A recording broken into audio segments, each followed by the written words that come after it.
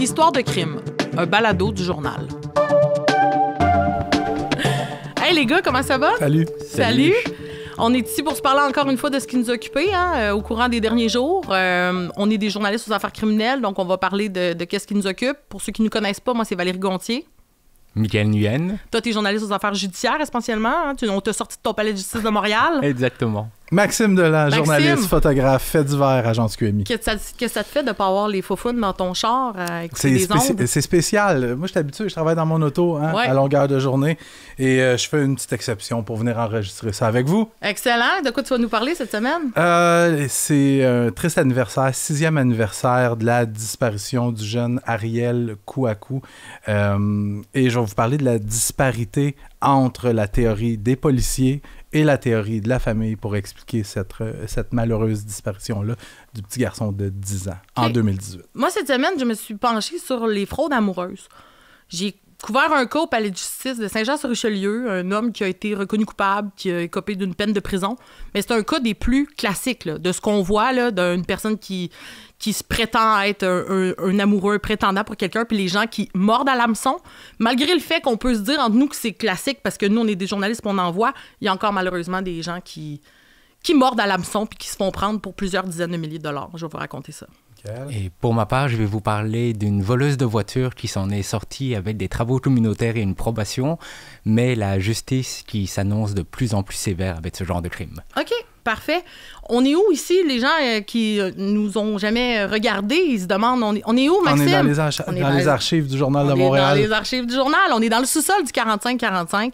Les gens peuvent voir là, que il y a toutes sortes d'items là, qui datent de plusieurs années. Et tant qu'être dans les archives, on va se plonger dans un fait divers vieux là, de plusieurs décennies, qui est le dernier condamné à mort au Canada, qui se trouve à être un Québécois. Et pour nous parler de ça, c'est Stéphane Allary, un journaliste là, de plus de 30 ans d'expérience, qui est aussi notre patron au fait divers. Il va venir nous raconter ça. Maxime, de quoi tu nous parles? Je vous l'ai dit en préambule, 6e anniversaire de la disparition du jeune Ariel Kouakou qui avait 10 ans. On est le 12 mars 2018. On est en fin d'avant-midi. Le ciel, regarde, le ciel est nuageux. Le mercure est à peu près 1 degré Celsius. On est quand même bien dehors. On est en fin d'avant-midi. Et le jeune Ariel Kouakou, lui, c'est une journée pédagogique à l'école. Fait qu'il décide d'aller voir un de ses amis. Pardon. Donc, il va chez son ami Ismaël, et il cogne, il n'y a pas de réponse, son ami n'est pas là. Donc, lui, il revient chez lui, et c'est la dernière fois qu'il est vu vivant. On n'a plus jamais entendu parler de lui. À l'époque, il y avait eu beaucoup de recherches dans les eaux, il y avait eu des recherches dans les eaux, mais c'est qu'à la base, là, on traite ça comme une disparition d'enfant. Ouais. Mais tu sais, le jeune Ariel, c'est un bon petit garçon de bonne famille, qui n'a pas de tendance, il n'y a pas... C'est pas le genre de petit gars qui va fuguer. Fait qu'on n'a pas de raison de penser qu'il s'est enfui ou... Bon. Et dès le départ, on dépêche beaucoup de policiers sur place, mais dès les débuts de l'enquête, la famille Kouakou est convaincue que le jeune a été enlevé. Et là, on met la main... Tu sais, il faut comprendre, dans un cas de disparition d'enfants, les policiers se rendent sur place, on interroge les témoins, on cherche des caméras de surveillance et... Quand on trouve des images de caméras de surveillance, on voit le jeune Ariel qui marche sur le trottoir, non loin de chez lui, près du parc des Bateliers, qui est en bordure de la rivière des Prairies. Et il y a une autre caméra de surveillance qui montre le jeune Ariel aller dans le parc et on le voit jamais ressortir. Ouais. Et à ce moment-là, il y a des dizaines de personnes qui sont rencontrées par les policiers. Puis je me suis replongé ce matin encore dans cette histoire-là. J'ai relu encore quelques textes pour me rafraîchir la mémoire. Il y a au-dessus de 700 personnes qui ont communiqué avec les policiers pour fournir des informations. Moi, je me souviens qu'on voyait son petit visage partout. Là. Il y avait eu des affiches qui avaient été faites. On le cherchait là, activement. Là. Parce que, comme je te dis, c'est quand même rare qu'il y ait un enfant de 10 ans qui est porté disparu comme ça.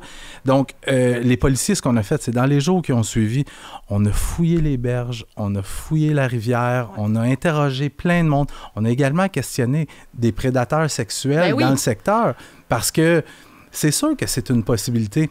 Et les dernières fois qu'il y a eu des enfants qui ont été portés disparus comme ça, un peu proche d'un parc, mettons, là, ben ça s'est pas très bien fini pour ces Non. enfants-là. Tu sais. Sauf que ce qui est particulier dans ce cas-là, c'est que encore aujourd'hui, la théorie policière, c'est que Ariel est tombé dans la rivière des Prairies et qu'on n'a jamais retrouvé son corps. Puis avant de venir au podcast, au balado, j'ai téléphoné à plusieurs policiers pour voir, c'est-tu encore ça la théorie aujourd'hui? Parce que en début de semaine, ben, le jour du 6e anniversaire, il y a l'organisme Enfants Retour, Réseau Enfants Retour, qui a diffusé une photo, un vieillissement d'une photo d'Ariel. De quoi aurait l'air Ariel aujourd'hui? Ariel sera âgé de 16 ans. Donc, la photo montre ce à quoi ressemblerait Ariel à l'âge de 15-16 ans. Et là, je me suis un peu questionné parce que je me disais, pourquoi on diffuse une photo d'Ariel aujourd'hui si la principale théorie policière, c'est qu'il s'est noyé? À la demande de la famille? Mais c'est ça. Là, j'ai fait plusieurs appels pour savoir est-ce qu'il y a du nouveau dans l'enquête, puis je ne serais pas au courant. Ouais.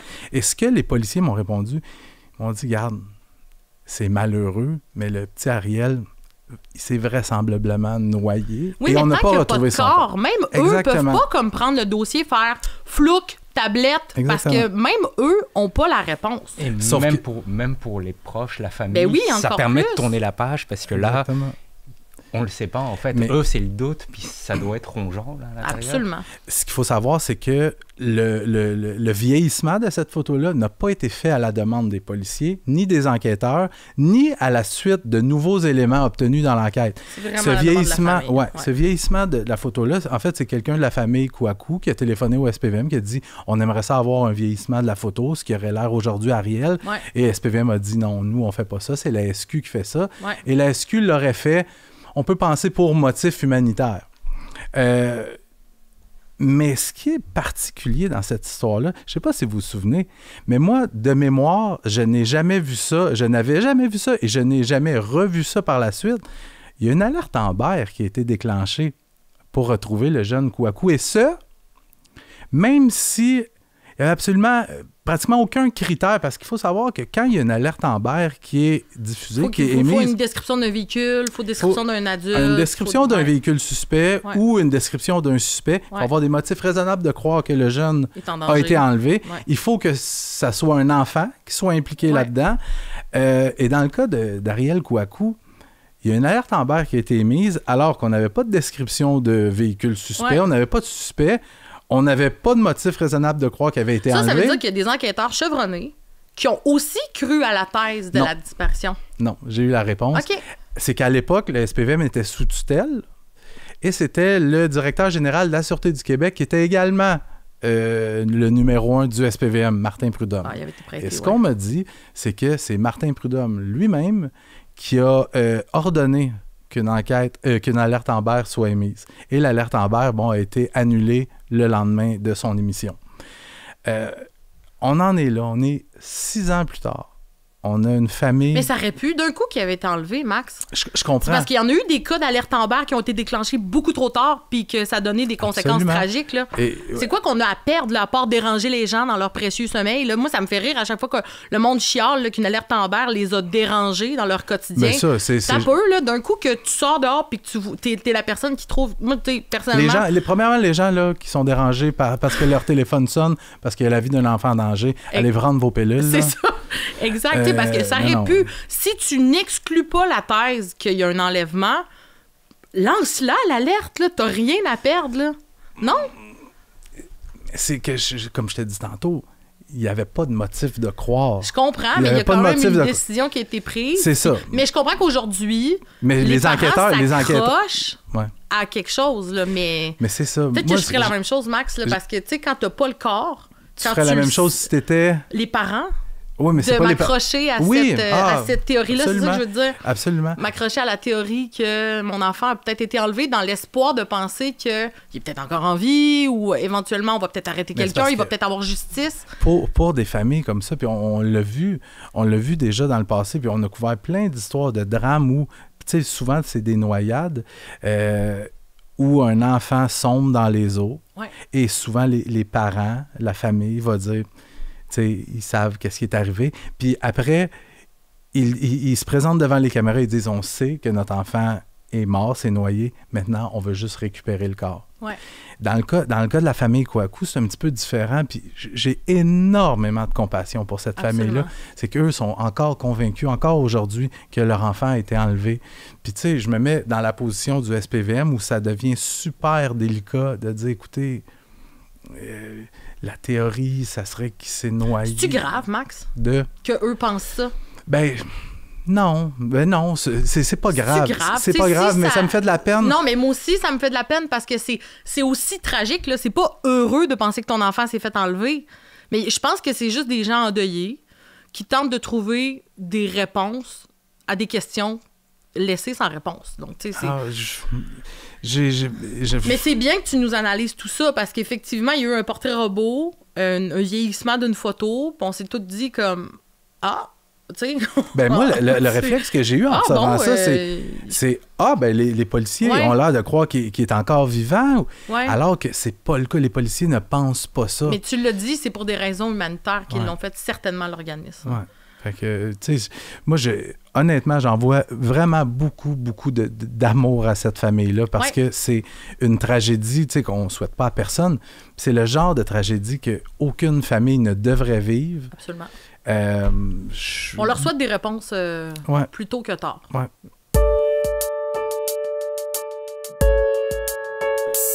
Là, je vous amène ailleurs. Il faut vraiment que je vous raconte ça sur quoi j'ai travaillé cette semaine.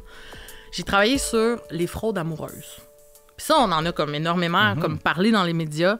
Il y a un individu au palais de justice de Saint-Jean-sur-Richelieu qui s'appelle Salwan Adewale Ibikunle. Donc, c'est un individu qui a plaidé coupable pour fraude et pour avoir, dans le fond, bénéficié d'argent, empoché de l'argent de des personnes, je les appelle les romantiques esselés. Je vous raconte comment ça se passe, OK? Donc, je vois cet individu-là qui est arrêté. Il y a un petit communiqué de presse qui est fait par le corps de police. 90 000 qu'il a volé à une victime. Moi, je suis comme, hey, il y a peut-être quelque chose d'intéressant. Tu sais, c'est ça notre travail, là, de juste essayer d'aller voir des causes, puis laisser la justice aller, puis récupérer l'histoire lorsqu'il va plaider coupable ou lorsqu'il va avoir un procès. Et lorsque je mets son nom comme dans le registre là, le plumitif, là, qui est le registre là, de toutes les causes judiciaires, je vois qu'il y a plus qu'un dossier de la même année, tu sais, récent. Donc, il y en a un à Bromont, il y en a un à Granby, il y en a un à Robertval. Puis lorsque je fais des appels, j'apprends qu'il y en a même aussi en Ontario.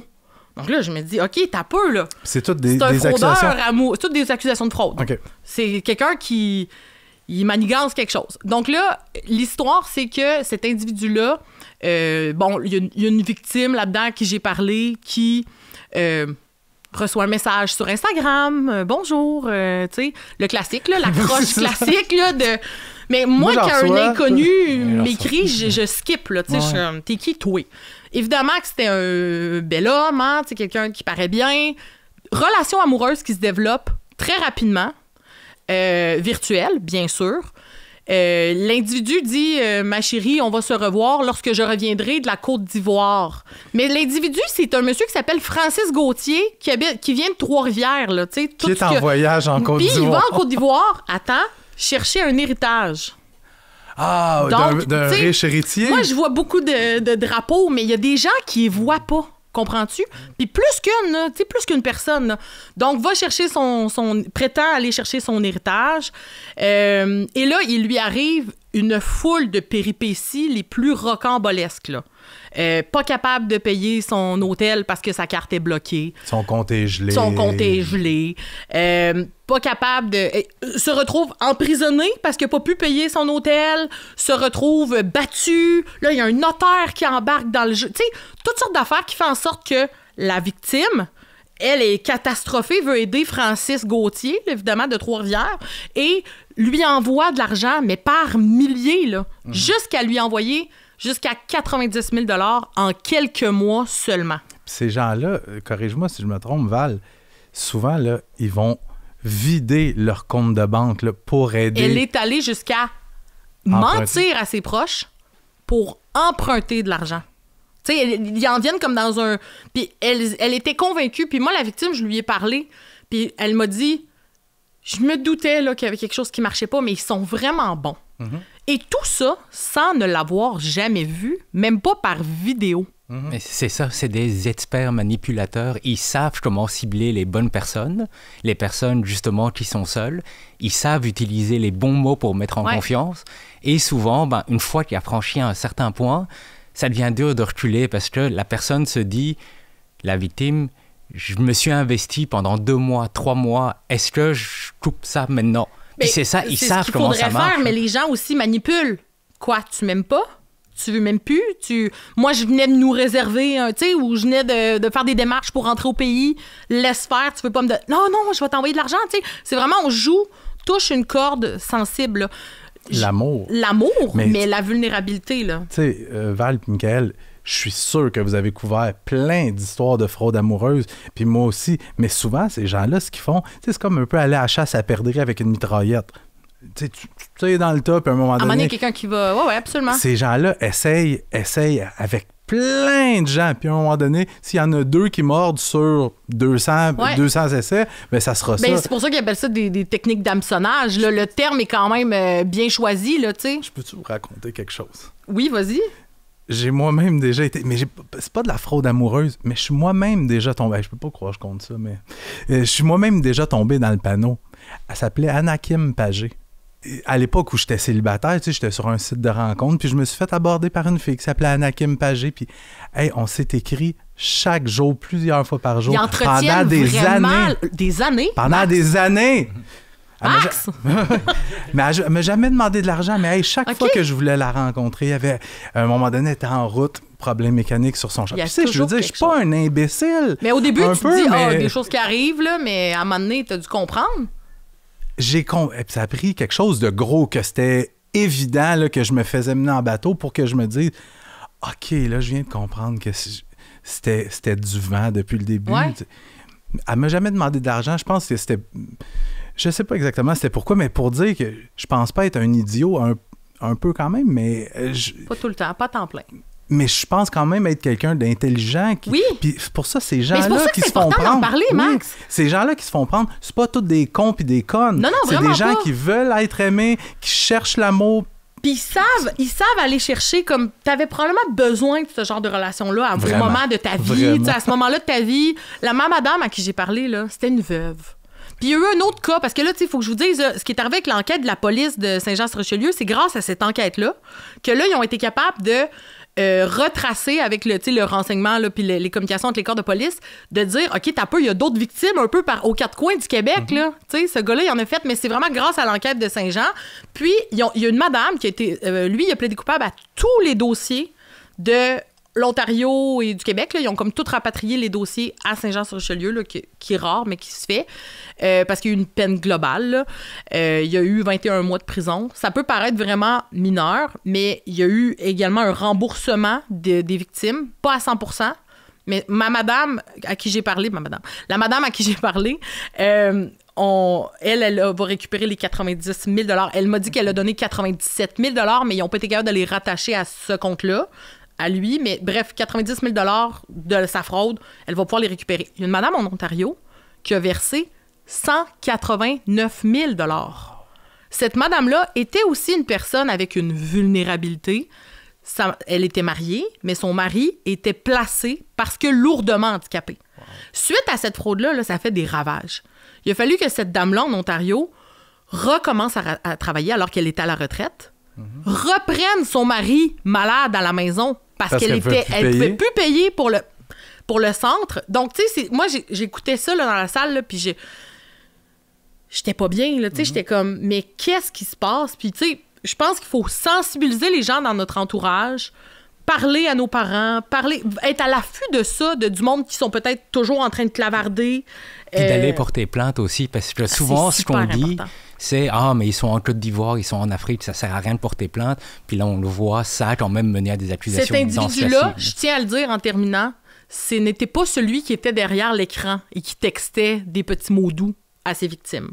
Lui faisait partie d'un vaste réseau de fraudeurs, c'est ce qui a été prouvé par l'enquête, mais que, malheureusement, c'est difficile. Tu as beau avoir l'adresse IP en Afrique, c'est que les policiers sont très limités dans ce qu'ils peuvent faire, mais lui, il était le percepteur. Donc, il a été coincé parce qu'il a été vu en train d'aller sortir de l'argent au guichet à partir des comptes dans lesquels l'argent était versé. Et c'est comme ça qu'il a été. Mais il n'était pas un pion, là. On m'a bien mis au courant là, qu'il était quand même quelqu'un. Moi, je trouve ça important, puis je vous le dis, là, si ça vous allume des cloches, là, ce qu'on est en train de dire, ben pensez-y 2 fois, parce que quand c'est trop beau pour être vrai, ça se peut que ça soit une fraude.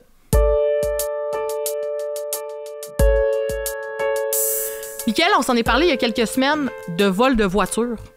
Toi, tu as couvert cette semaine le plaidoyer de culpabilité d'une jeune voleuse, là. Exactement. Donc, Ariana Amanula, 20 ans, qui s'était fait prendre en 2022 à voler un Honda Pilot. Elle s'est fait avoir, mais de la façon flagrant délit. Elle est avec un complice. Ils rôdent autour d'une voiture. Ils ont leur outil de cambriolage. Et pendant qu'elle fait le guet, son complice vole la voiture, mais en plein milieu de la rue, c'est quoi le risque? C'est qu'un voisin vous voit. Et quand on voit quelqu'un commencer à gosser sur la voiture, on se doute qu'il y a quelque chose.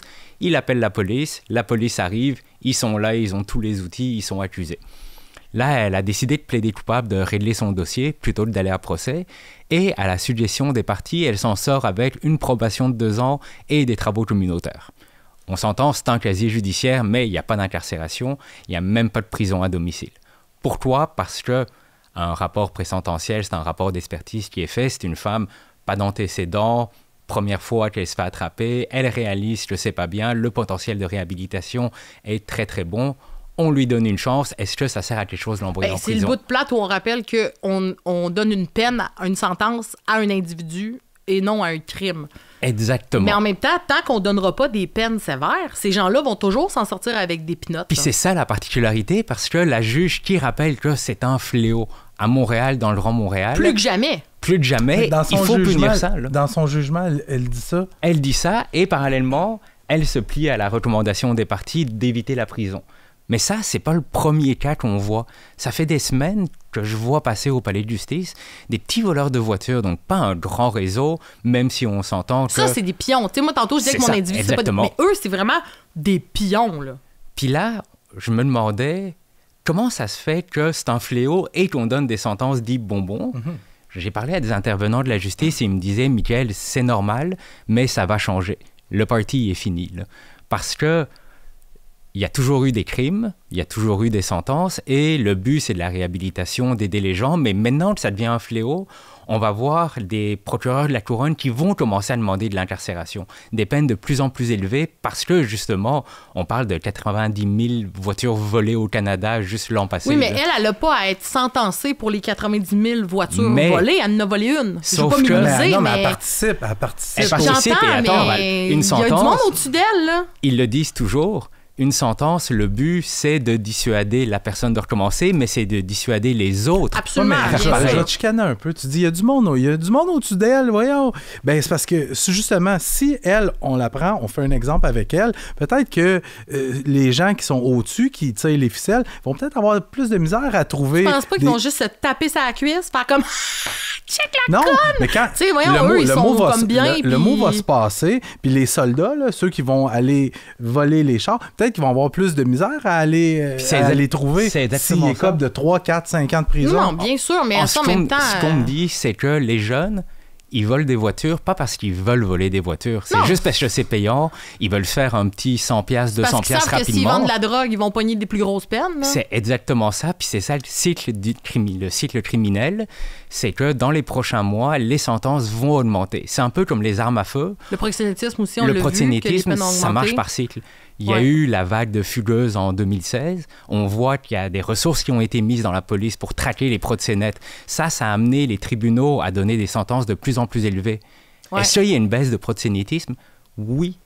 Quand même. Parce que la répression est plus forte. La répression est plus forte. Les vols de voitures, ça va être pareil. Mais je suis pas en train de dire que cette fille-là aurait mérité, aurait pas. Mais oublie pas qu'il y a, tu as dit des mots importants. Suggestion commune. Le juge a les mains liées dans une suggestion commune, à moins qu'il soit capable de prouver que c'est très déraisonnable. Il faut vraiment, Mickaël, t'as-tu déjà vu un juge faire ça, là, poubelle? Moi, j'ai déjà vu ça. C'est très rare. OK.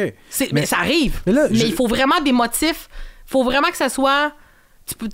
Ben, il y a les motifs. Il y a un fléau. Il ne s'est jamais volé autant de véhicules à Montréal. Mais c'est graduel. Ils ne peuvent pas faire tout d'un coup Dans les 5 dernières années, c'était des sentences à domicile, des probations, puis tout d'un coup, on change. C'est là que j'embarque pas. C'est là que j'embarque pas parce que tantôt, tu dis dans ta présentation, dans tes explications, tu dis « Ah, le party est fini parce que là, c'est devenu un problème.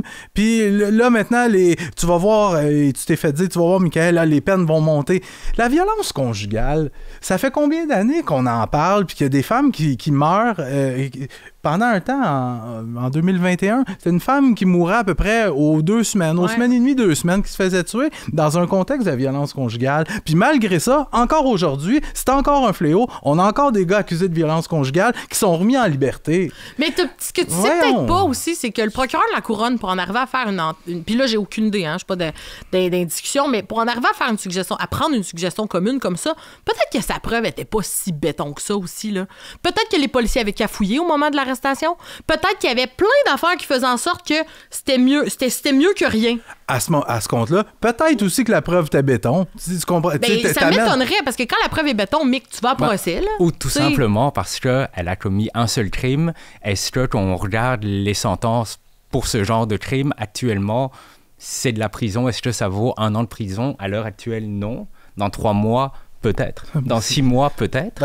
Et quand les sentences vont être assez élevées, ben là, comme tu le disais, les jeunes criminels vont se dire c'est peut-être pas assez payant de le faire, ils vont aller vers un autre crime. C'est là que moi on l'a vu avec les armes à feu, on l'a vu avec le proxénétisme, on le voit dans tous les crimes parce qu'ils font pas le crime pour faire le crime, ils font le crime pour remplir les poches. T'es mettre trop en prison? Non, c'est pas ça que je dis. C'est que moi, je suis pas le spécialiste judiciaire comme vous. Moi, je couvre avant, puis ils s'en vont vous voir après. Non, mais moi, je me mets tout le temps à la place du citoyen. Du citoyen qui nous écoute parler, qui écoute Michael dire la peine de mort pour toutes. Ben non, mais je pense pas qu'il y a personne chez eux qui nous regarde en disant « Oh oui, cette fille-là, 20 ans, qui a volé un char mérite d'être pendue. » C'est pas ça que je dis. Ce que toi, tu dis, c'est que est-ce que cette fille-là mérite une peine de prison ou dans 3 mois, peut-être plus, puis dans 6 mois, peut-être plus? Non, mais Michael, ce qu'il explique, c'est que ça va être graduel. À un moment donné, il va y avoir un procureur puis un juge qui vont faire comme on serre la vis. Puis c'est ça. Est-ce que le procureur là-dedans a mal fait son travail? Absolument Je pense pas. Je peux pas dire ça. Il est allé avec la preuve qu'il y avait. Il est allé avec les témoins qu'il y avait. Peut-être que son voisin, là, qui a vu, là, c'est un gars qui était plus si sûr que ça, que la fille avait les cheveux longs ou les cheveux... Dans ce cas-ci, c'est vraiment parce que c'était ça. Un juge aurait pas donné autre chose, tout simplement. Là. Mais le fait que c'est un fléau, ça fait que ça augmente. Mais on va surveiller ça.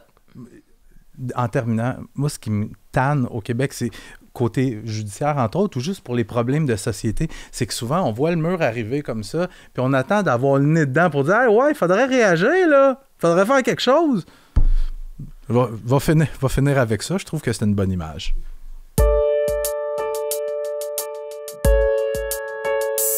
Stéphane Allary, tu nous rejoins dans les archives du journal pour nous parler de quelque chose qui fait partie de nos archives, mais qui a vraiment marqué l'actualité judiciaire à l'époque. Oui, Valérie, avec l'aide de notre collègue Sophie Gingras, on a déterré de nos archives l'histoire de Réal Chartrand. Réal Chartrand, c'est le dernier Canadien qui a été condamné à la peine de mort. C'est un Québécois. Chartrand, pour vous donner une petite idée, c'est un criminel de carrière. D'ailleurs, pendant certaines procédures devant la cour, on a déjà dit qu'il avait passé seulement un Noël hors des murs d'une prison pendant sa vie adulte. Alors, Chartrand, dès ses 18 ans, il s'est fait prendre pour un vol à main armée dans un dépanneur à Laval. Quelques années plus tard, il est pris dans un autre vol à main armée, cette fois à Victoriaville. Il tire en direction d'un policier.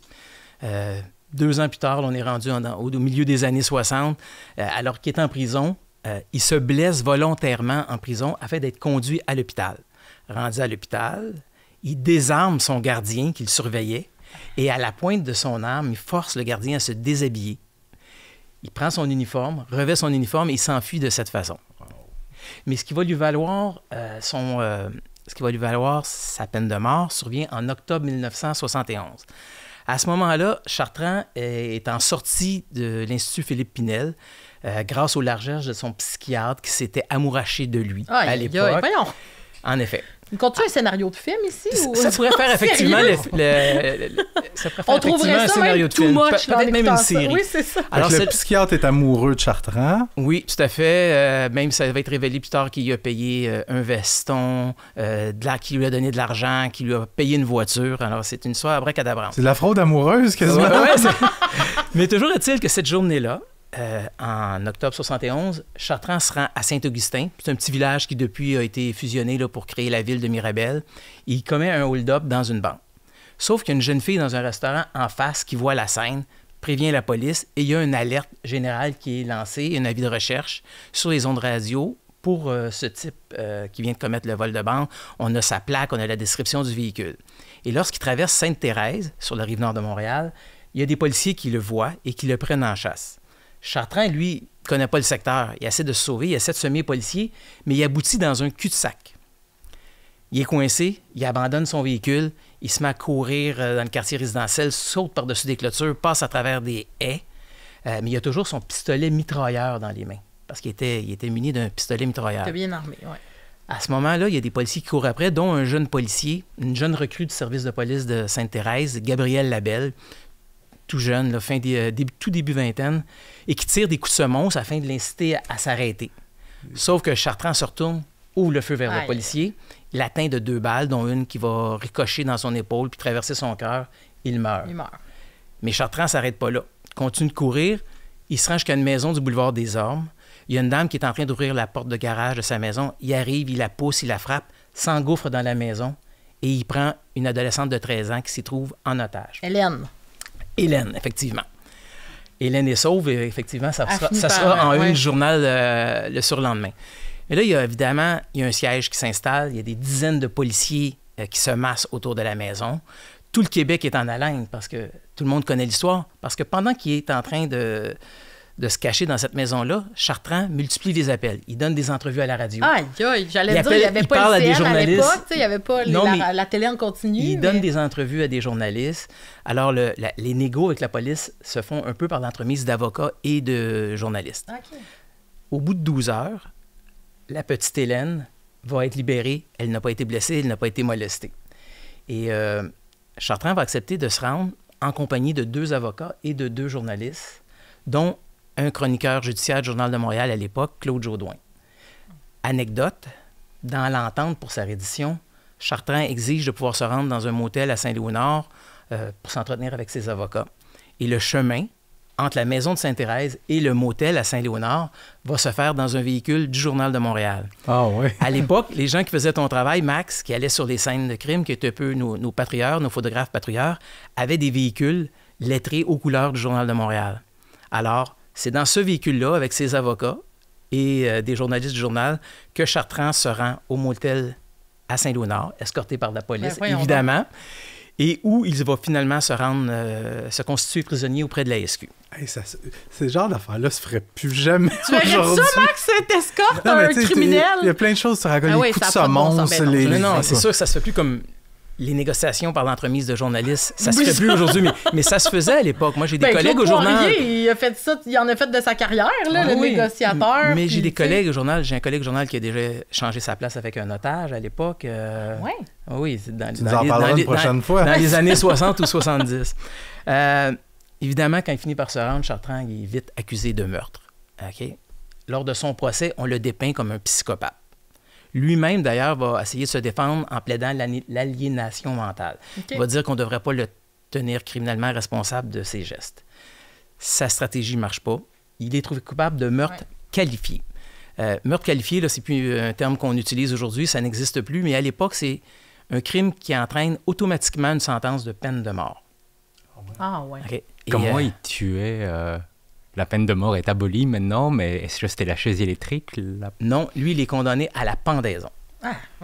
Les jurés vont même demander au juge la clémence pour Chartrand. Et quand le juge invite Chartrand à réagir à ça, il dit « J'en veux pas de clémence ». Ah ouais, okay. Pendez-moi. Okay. Alors le juge fixe d'ailleurs aussitôt la date de sa pendaison, le 20 avril 1973.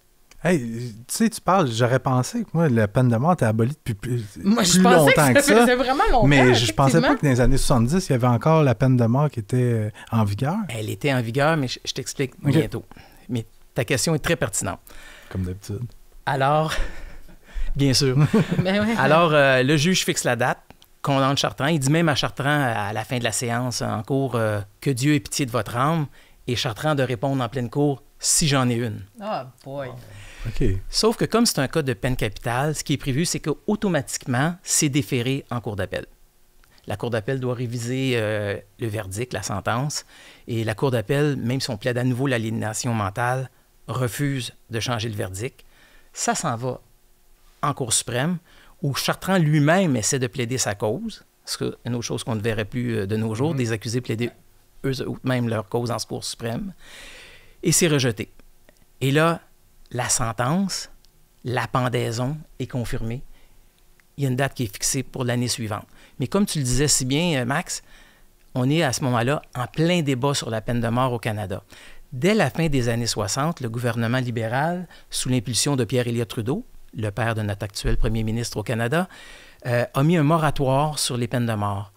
À partir de ce moment-là, les peines de mort sont réservées uniquement pour les assassins de policiers en service et de gardiens de prison. Okay. Ce qui est le cas de Chartrand. Ce qui est le cas de Chartrand. Mais Chartrand va finir par échapper à la corde. La veille même de la date prévue de sa pendaison, en 1976, le Parlement canadien adopte la loi qui va venir abolir officiellement la peine de mort au Canada. La veille. Est-ce que c'est parce qu'il y avait quelqu'un qui allait être... ou c'est un peu un hasard? Je pense que c'était voulu parce que apparemment qu'il y avait une dizaine d'autres condamnés à mort qui devaient être exécutés le lendemain. À travers le pays. Mm-hmm. Qu'on les pende! Alors, sa sentence est commue à une peine de 25 ans de prison. Automatiquement. Chartrand va finir par purger 27 ans de prison avant d'avoir une libération complète, puis il va mourir quelques années seulement après. Il n'a pas été pendu. Il n'a jamais été pendu. Ça a été le dernier condamné à la mort, mais la peine n'a jamais été Donc lui, exécutée.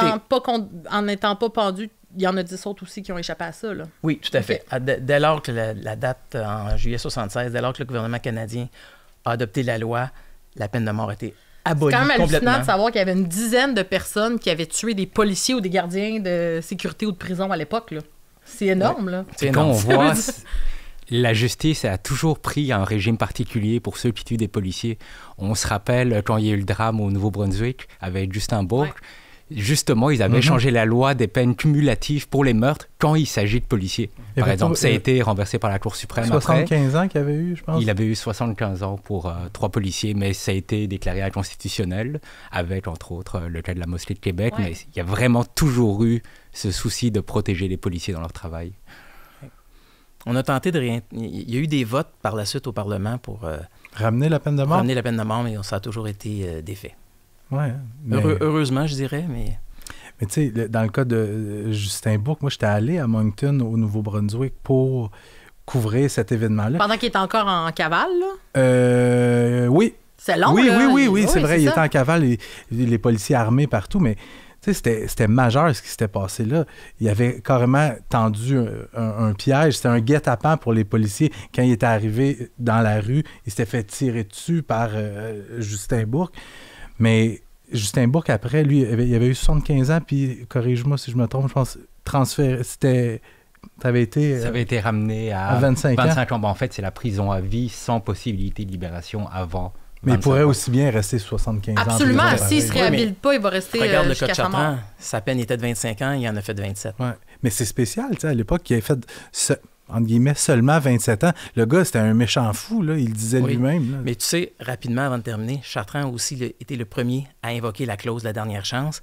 Et il a eu la possibilité de s'adresser à la Commission des libérations conditionnelles après 15 ans pénitencier. Ouais. Mais ça ne lui a jamais été accordé. Finalement, il a fait 27 ans de prison avant d'être libéré. Donc, il a quand même essuyé des refus. Puis, à un moment, les gens, ils voient qu'ils veulent pas finir leur vie en prison, puis il y a une certaine prise en main qui se fait, là, aussi. Là, mais t'es bon pour nous raconter ça, Stéphane. C'est vraiment fascinant. Tu devrais être journaliste. Devrais écrire dans Merci, j'en prends note. C'était super intéressant de vous entendre, puis on refait ça la semaine prochaine. Ça marche. Merci. Tous les articles discutés dans le balado sont disponibles au www.journaldemontréal.com.